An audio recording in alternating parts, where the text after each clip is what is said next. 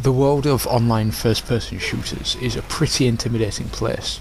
If some expert with a sniper rifle or railgun doesn't get you, the grenade spam probably will. It's a world I've shied away from. I don't care for twitchy, headshot-oriented games, and if you're anything like me and you're looking for an online shooter, Team Fortress 2 is the game you want. What sets it apart from all the Call of Duties and the Battlefields and the Counter-Strikes and all the other games in this very overcrowded genre is that accuracy isn't really all that important. Headshots are impossible for all but two classes, and only one specialises in them. But this reduced focus on accuracy doesn't make the game simple, it just requires different types of skill.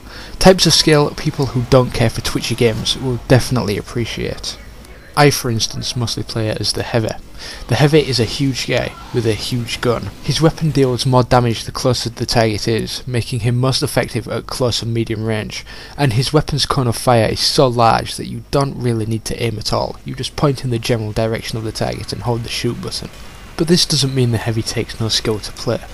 While he has a lot of health, he's large and he's slow, making him an easy target for pretty much everyone, and a particular favourite of spies and snipers. His weapon also takes a second to spin up before it can begin firing, and he moves at a snail's pace while the weapon is spinning, making him even more vulnerable to attack.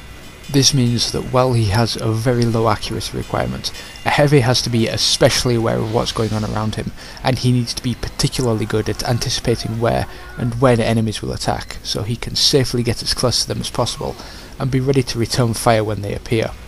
And, unlike the pinpoint accuracy requirement of many other games, this is something anyone can do.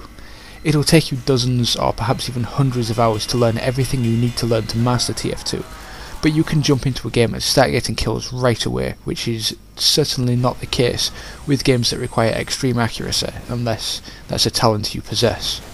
And there are 8 other classes, each with their own playstyle and skill requirements. Whether you're a medic, a mostly non-combat class whose role is to heal injured allies, a spy who disguises himself as a member of the opposing team and takes enemies down with one-hit kill backstabs, or a sniper who, for the Twitchers, specialises in pinpoint accuracy and headshot kills, each class plays in its own way. And perhaps the most fantastic thing about the game is that you'll strongly contribute to your entire team's success simply by playing your class correctly. Now, sure, in any team game, playing well helps the whole team, but it has a very pronounced impact in TF2. As an engineer, for example, your role is to build and maintain health dispensers, teleporters and sentry guns.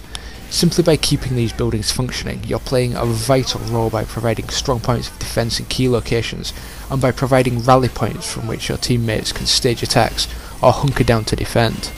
As a pyro, you'll want to run around like a total spaz and repeatedly hit G, but when you're not doing that, you'll want to set everyone you see on fire.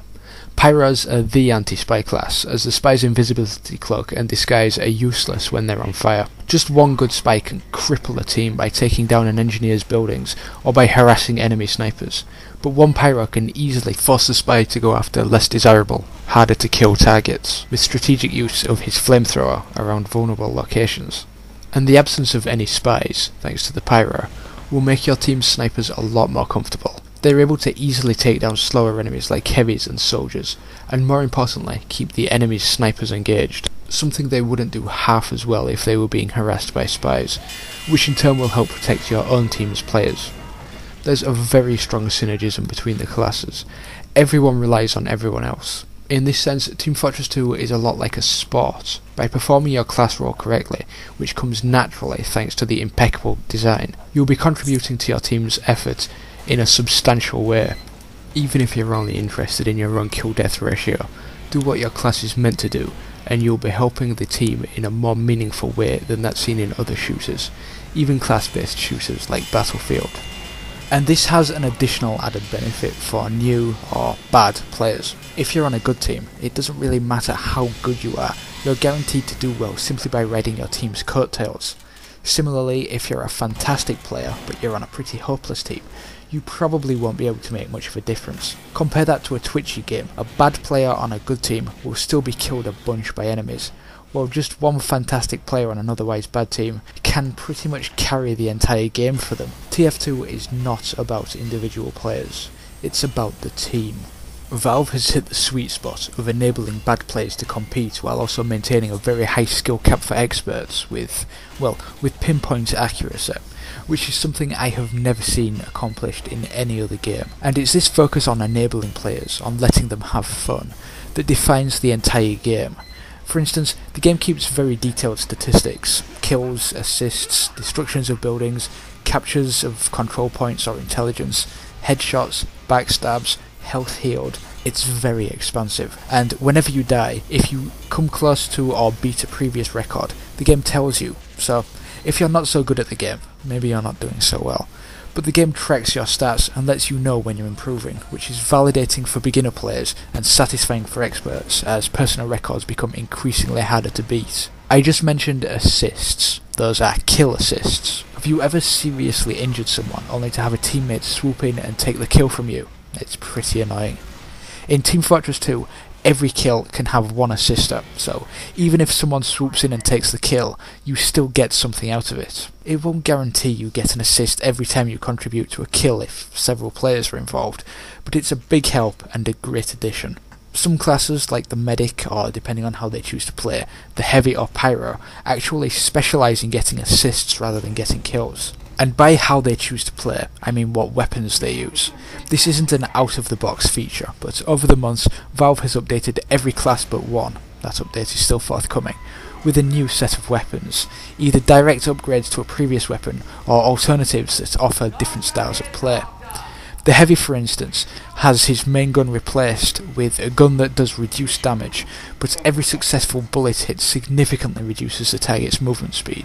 His secondary weapon, the shotgun, can be replaced with a sandwich that restores him to full health, but during the eating of it he's completely vulnerable and his noisy eating attracts enemies.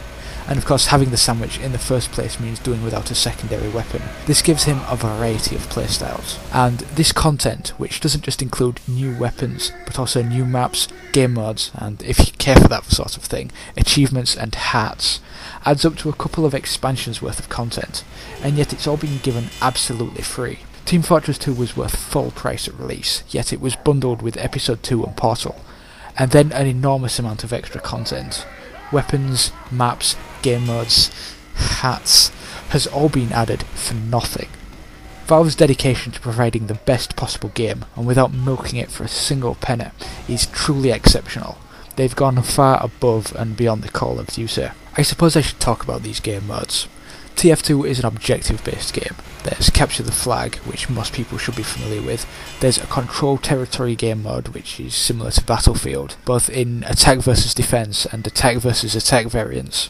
There's a Last Man Standing arena game mode with no respawns, and there's a fantastic game mode called Payload, where one team has to push a cart from one end of the map to the other, done simply by standing near it, while the defending team attempts to stop them.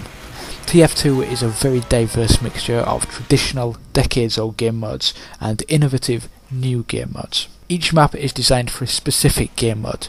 Two Fort, for instance, a fan favourite, is exclusively Capture the Flag, while Dust Bowl, another fan favourite, is exclusively an attack versus defence territory control game mode. Understanding that most people play on a very small pool of maps, they focused on making fewer but exceptionally well designed maps, and they definitely accomplished that. The number of maps has since been expanded, with several official and dozens of unofficial maps, so there's plenty of choice, but most people will still play on no more than 4 or 5 maps. And although I'm only going to dedicate a brief paragraph to it, the visuals are actually one of TF2's most appealing elements. Running in the most advanced version of the Source engine, and with a cartoony visual style, TF2 is easily one of the most gorgeous looking games, and because of its style, it won't age in the way most other games do. It'll still be gorgeous in 10 years. But the sense of humour tops even that. Every class is bursting with personality, and they yell out contextually appropriate things, whether it's a soldier shouting "I joined up just to kill maggots like you" after getting a kill, or the heavy yelling that he's full of sandwich and he's coming for you after eating a sandwich. All of the characters are laugh-out-loud funny in their own way. Team Fortress 2 is a masterpiece, a landmark of gameplay, humour and art that, thanks to Valve's dedication to providing regular, substantial updates, will surely be the mainstay online FPS for many people, probably until the day TF3 is released.